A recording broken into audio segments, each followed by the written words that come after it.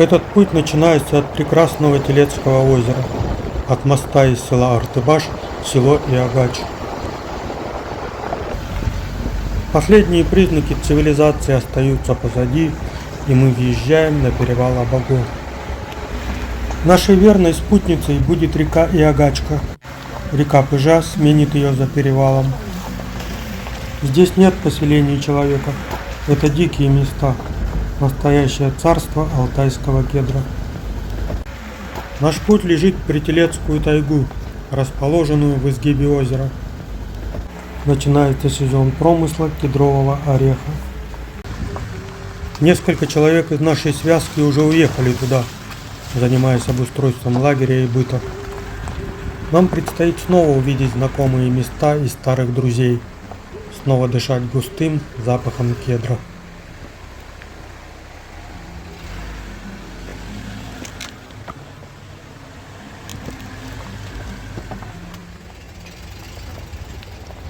Здесь на перевале уже осень, и лежат опавшие листья, хотя сегодня только 30 августа. Это совсем не такой перевал, каким он был в мае прошлого года.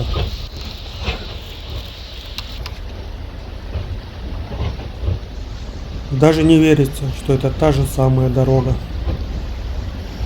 Весной этот путь мы прошли на Урале и гусеничном ДТ-75. Сейчас мы едем на Ниве в 3 раза быстрее.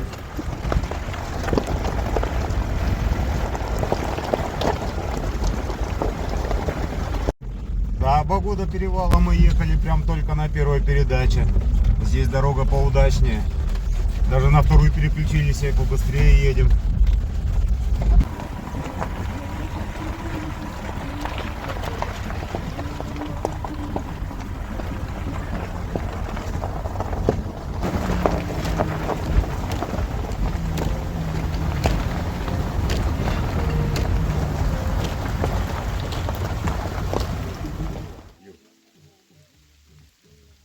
Во время остановки нас нагнала вторая машина из нашего отряда. Дальше мы продолжили путь вместе.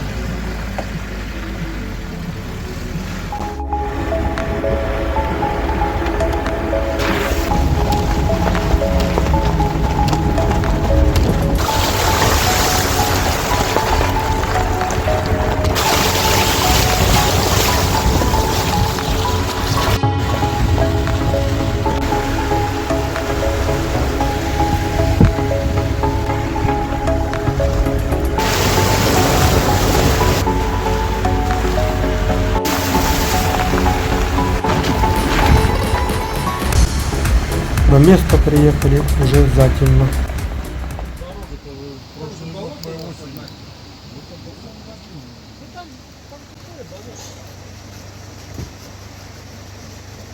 Так, небрежно. Вон это, Костя, вон тарелка белая, вон на крыльце стоит, если что. Убирай, Леха.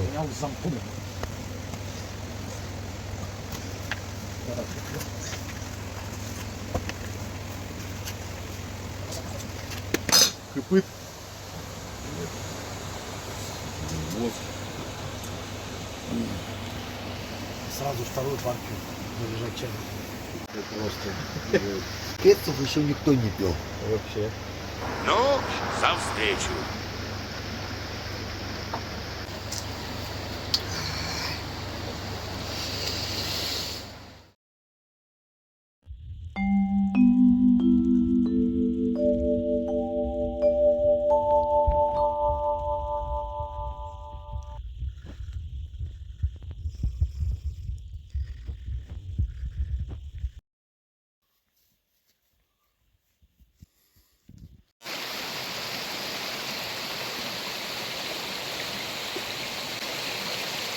Мы стали лагерем на ручье Аспарт, по-алтайски Аспирты, который впадает в реку Пыжа.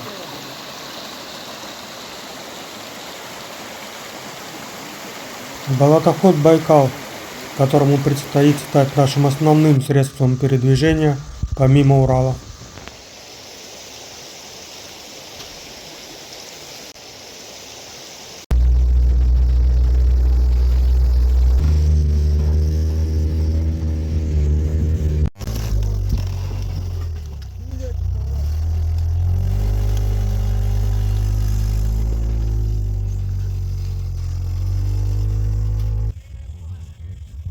Хотя нас и предупредили, но первый день принес разочарование. Шишка еще не упала, но по размерам была больше среднего. С трудом набрав по мешку, стало понятно, что придется подождать.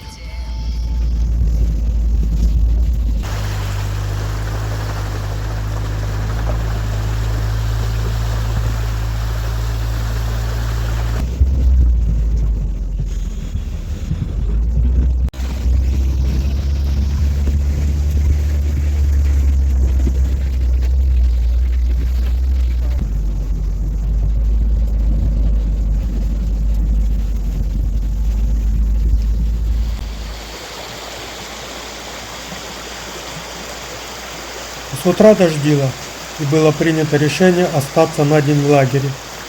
Но ближе к обеду начало проясняться, и я отправился к озеру в 1,5 километрах от нас.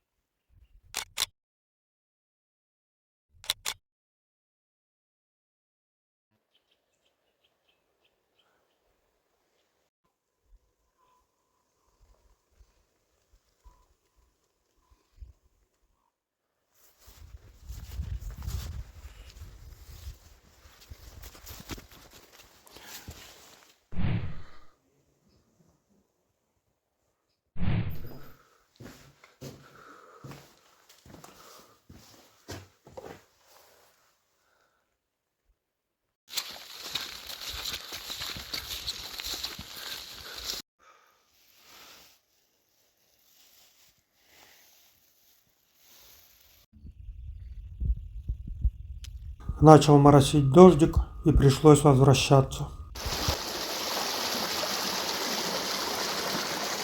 По приходу выяснилось, что истоплена банька возле памятной по весне таежной избушки.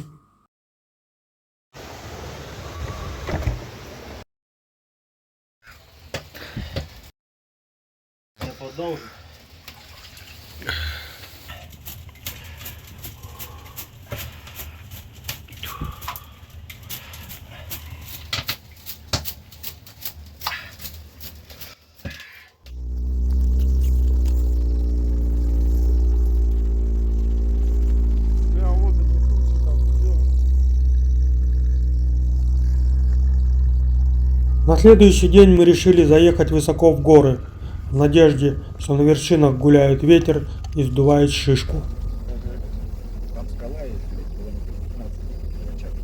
Но надежды оказались напрасными. Наверху, как и везде, стояла тишина.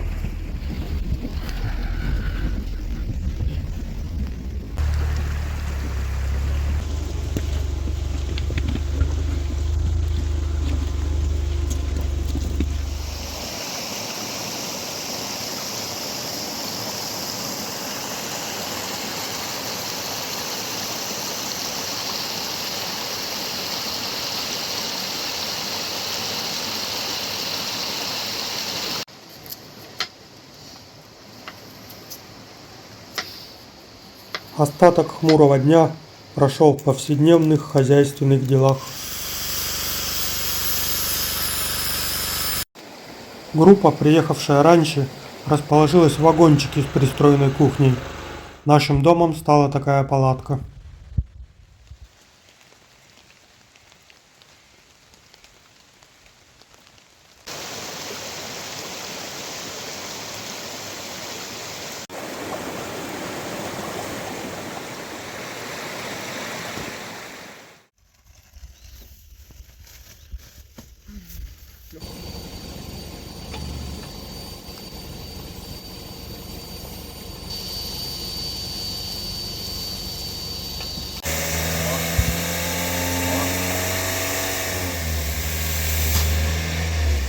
Подкачались и помчались.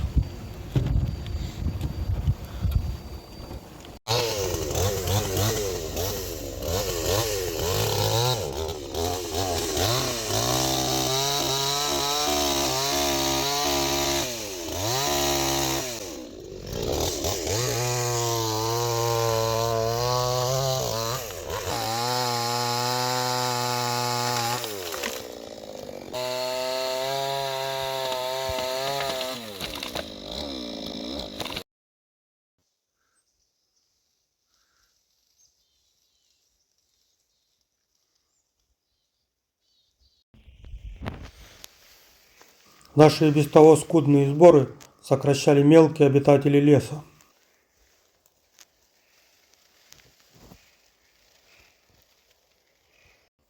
И хотя удавалось собрать не больше 1-2 мешков, это все же было движение и позволяло познавать красоту и величие окружающей природы.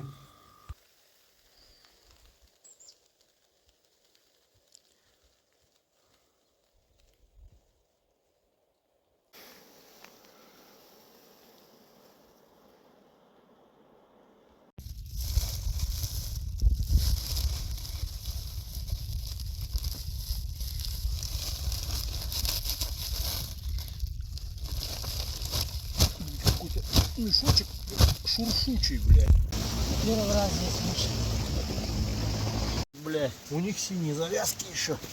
Я просто увидел, что синие, думаю, что ну. Я сегодня же первый раз остался. На радио нашел. Ой, это голоса нашел. И все. А вы, говорит, родственники, что ли? Мальборо. Я говорю, конечно, говорю, дядька же наш. Он говорит, а почему это одинаковый Что там есть? голос? Ну туда мы еще не добрались. Ездили. Что у вас завтра куда по плану? В Кыштузе О, проползем. Ну, конец мая уже был.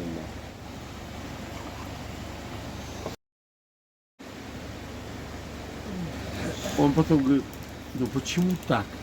Я, говорит, первый раз вот так с ружьем, говорит, стоял вот так. Говорит, второй раз я с вами езжу, у нас одни медведи.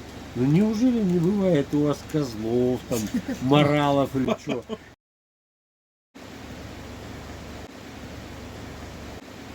Приехали, он карабин же только купил. И Мишка говорит, ты с медведя кровь-то возьми и помажь карабин. Он берет такой, короче, помазал. Он говорит, и что это значит? Он говорит, ну теперь только медведь. Тут он в ручей кидает, короче, моет карабин.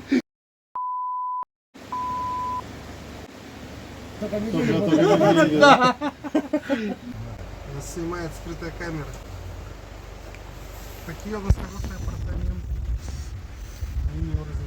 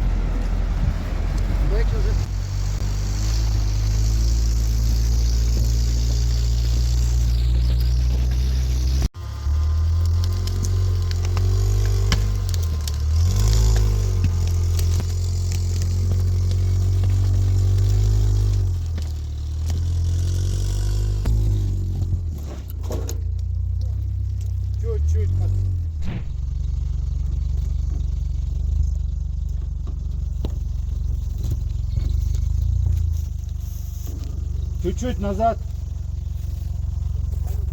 Нормально думаешь? Как раз уголком он. Видишь? А, нормально.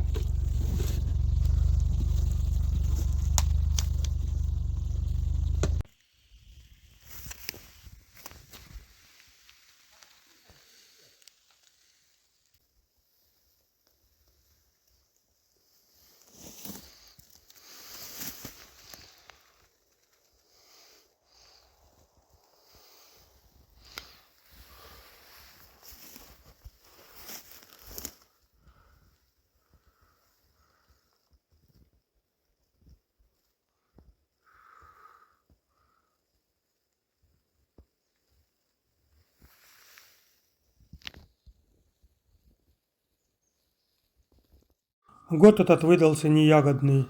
Так, поесть немного, не досыта.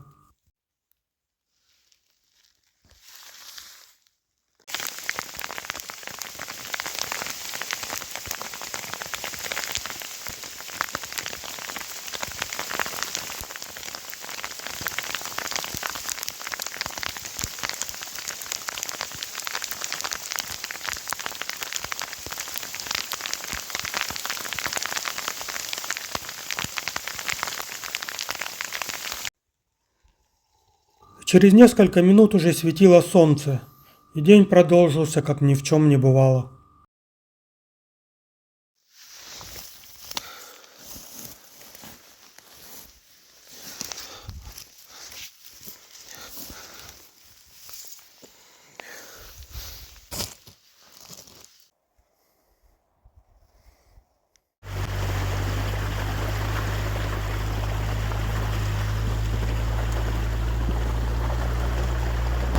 Сигнал бедствия подал УАЗик.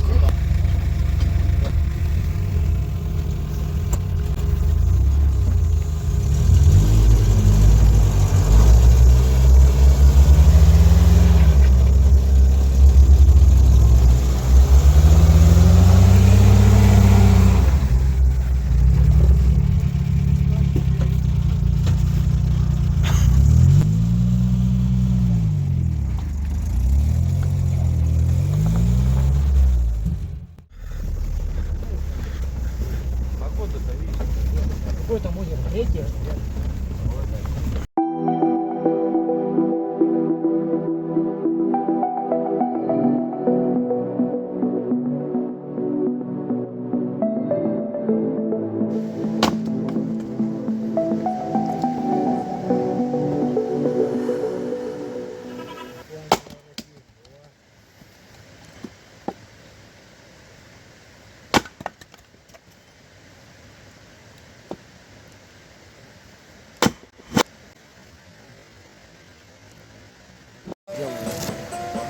Да-да, пойди.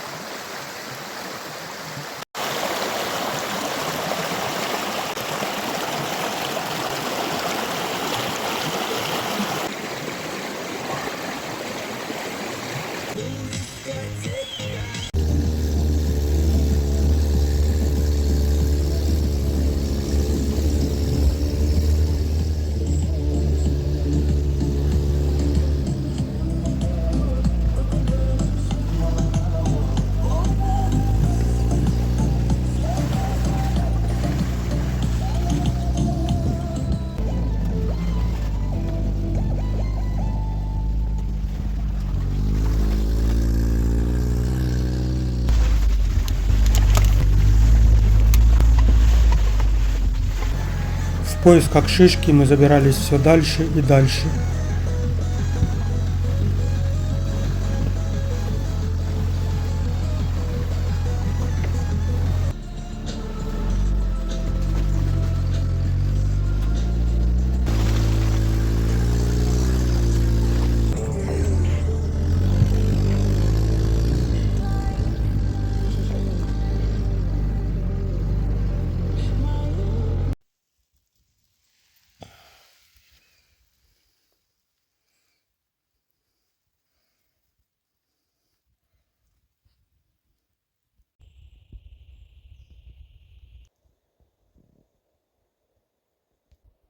Лишайник борода пихтовая.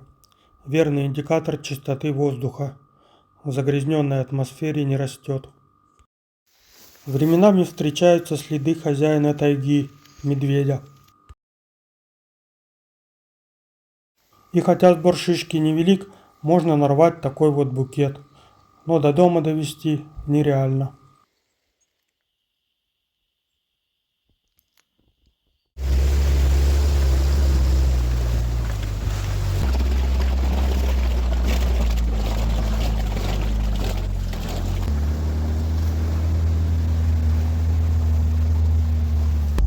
Еще один. Мне.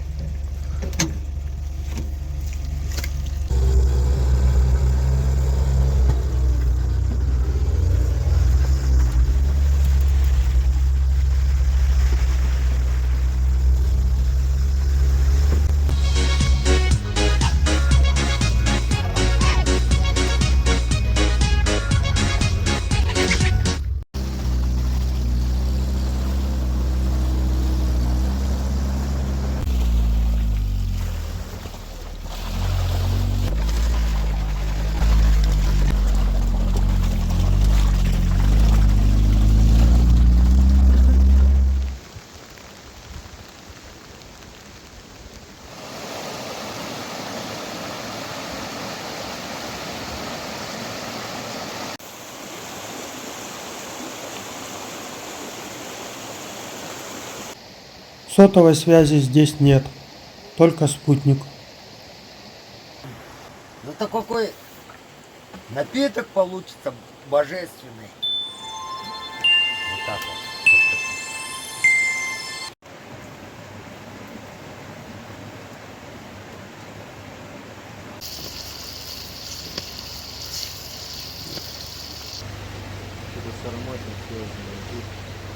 Свит.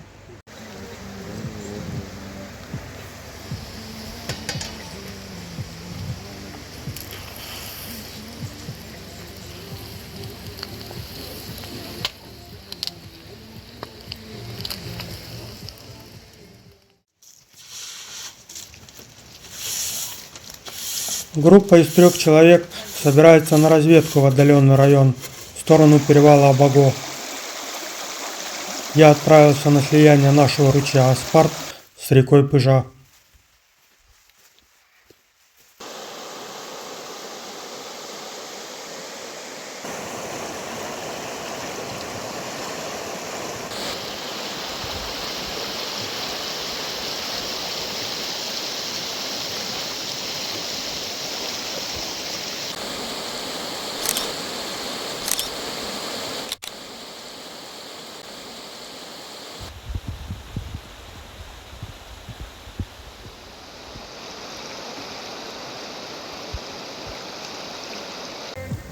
День завершился как-то буднично. Поужинали, посмотрели записанный на телефон фильм и легли спать. И вдруг 14 сентября.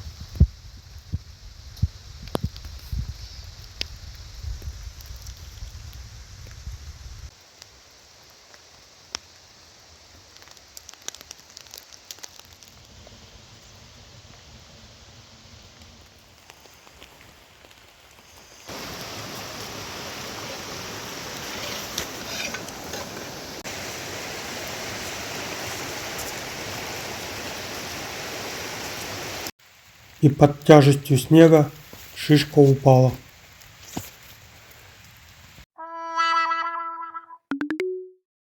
Белый, белый, белый снег, камера пустая. Это лучший мой апрель за 17 лет. Не жизнь, а малина. Смотри, как фотка какая получается. А это съемка.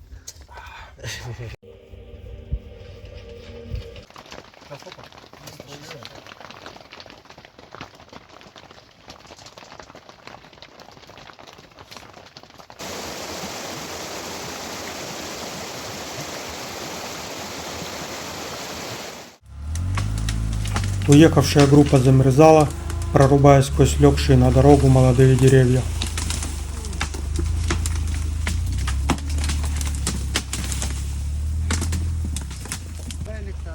Вот такая дорога.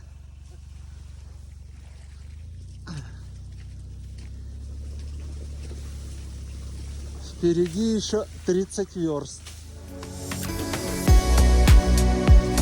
Но мы не сдаемся.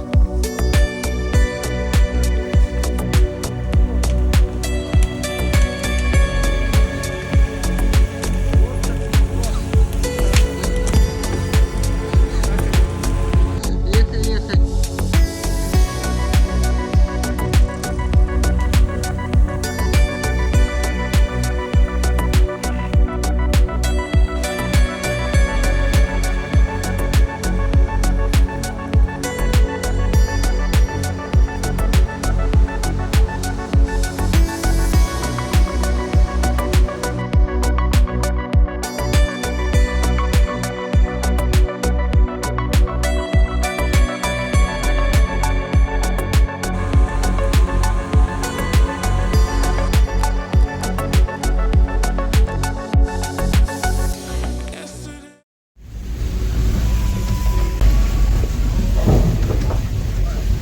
На утро мы помчались собирать шишку, но падая с высоты 10-го этажа, шишка скрывалась под снегом. Рядом с нами было еще озеро, поменьше.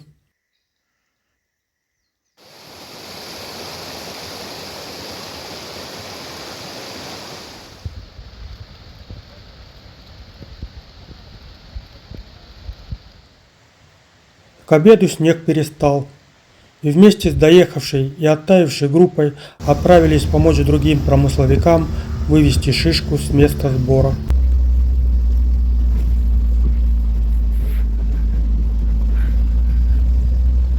В данном случае это были граждане Киргизии, работавшие по найму.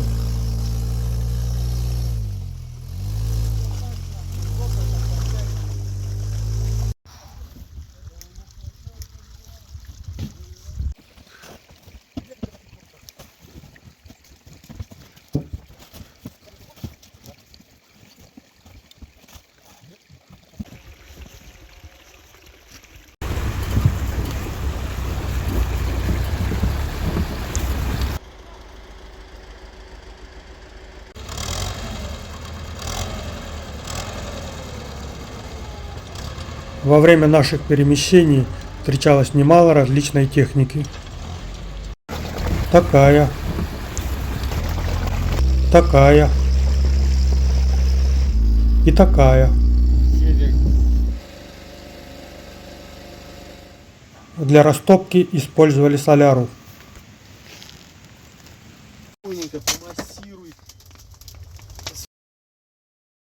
Сколько там в палатке? 70?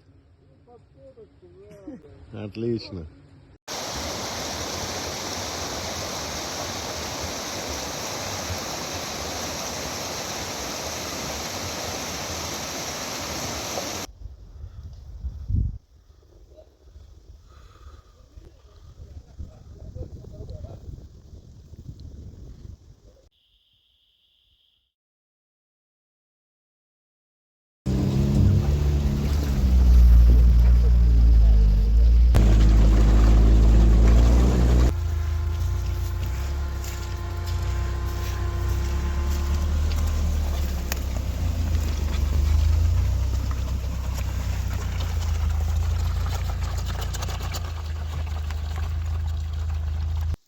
Хотя в тайге еще лежал снег, сбор шишки набирал обороты.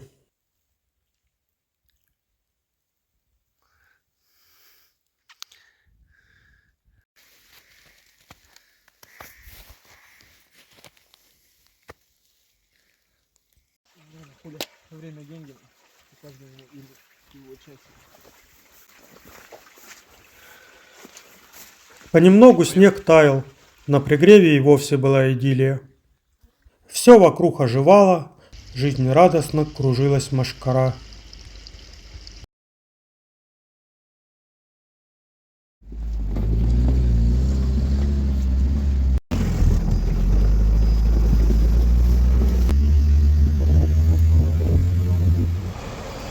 Вот и первый КАМАЗ.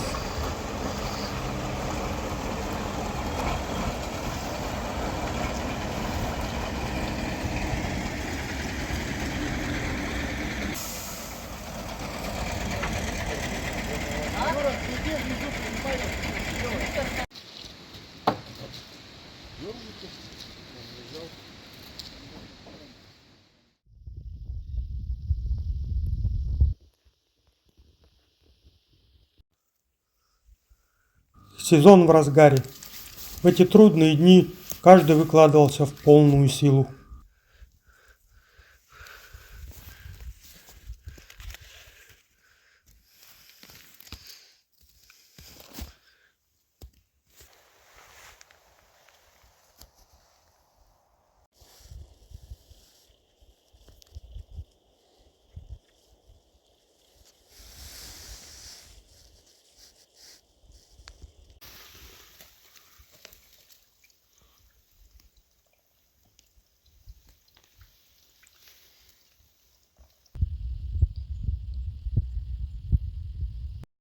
Когда белки начинают спрашивать: «Ну что, заблудился?» начинаешь понимать, что так оно и есть. Для таких случаев на видном месте вешали мешок, и идя в нужном направлении, в какой-то момент можно было увидеть его.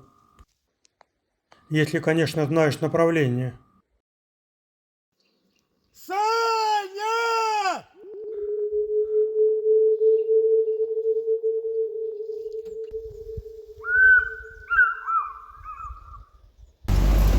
А между тем день начал заметно убавляться.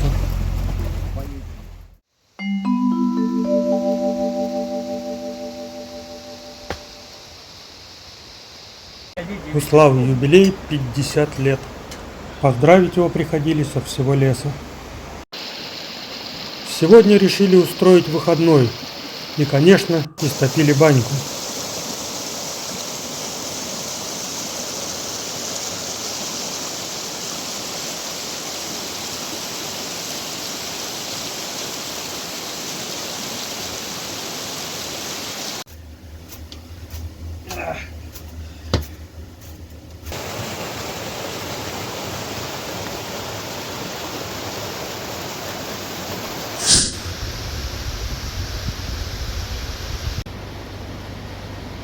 Спать ты не собираешься, что ли?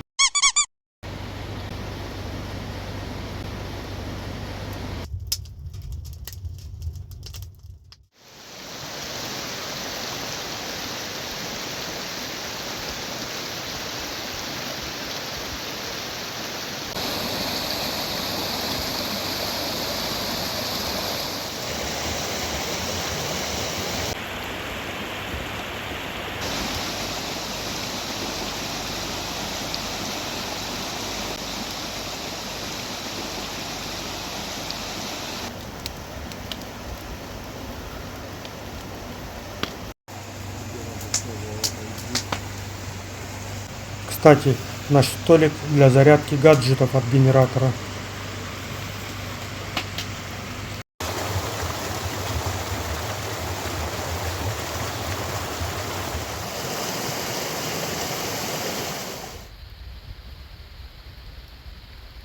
И снова тает снег, и тайга пробуждается к жизни. А наш корабль получил пробоину.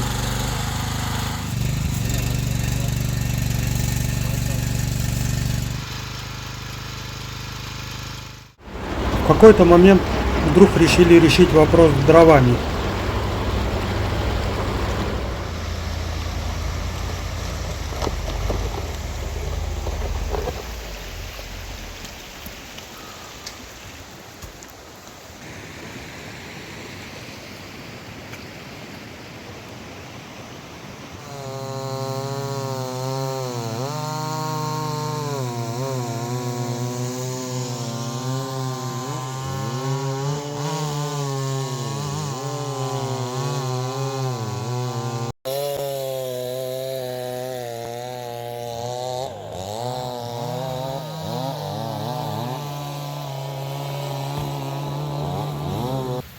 К тому времени подоспели запчасти.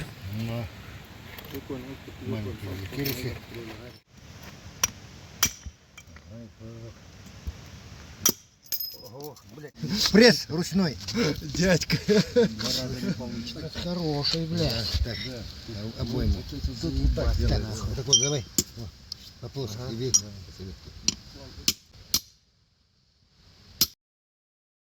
Что-то Андрюха, иди разводи костер, грей есть, бросаем это.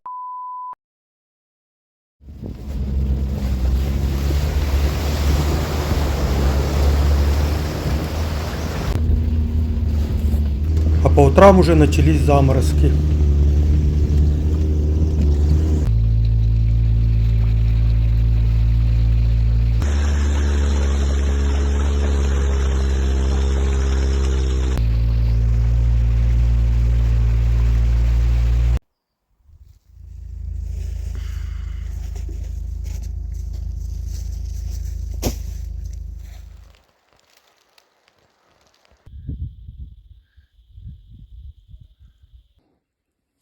В эти дни встречались места, где шишка лежала сплошным ковром.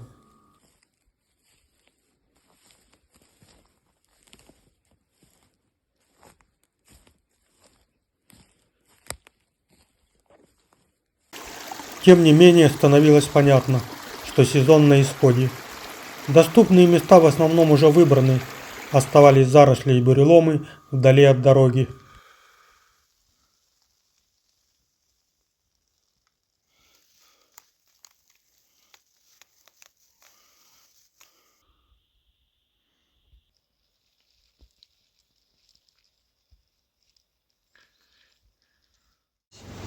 На ужин был бешбармак из имевшихся продуктов. Ну что там, Алексей?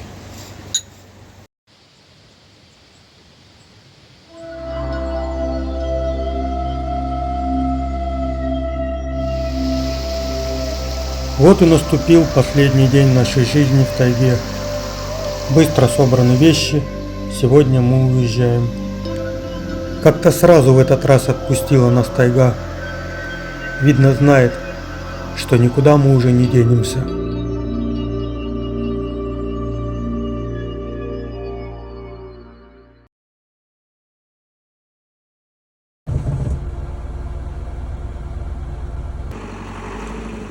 После нашего отъезда снова повалил снег. Еще несколько дней оставшаяся группа вывозила шишку, проходя свой путь познания природы и человеческих возможностей.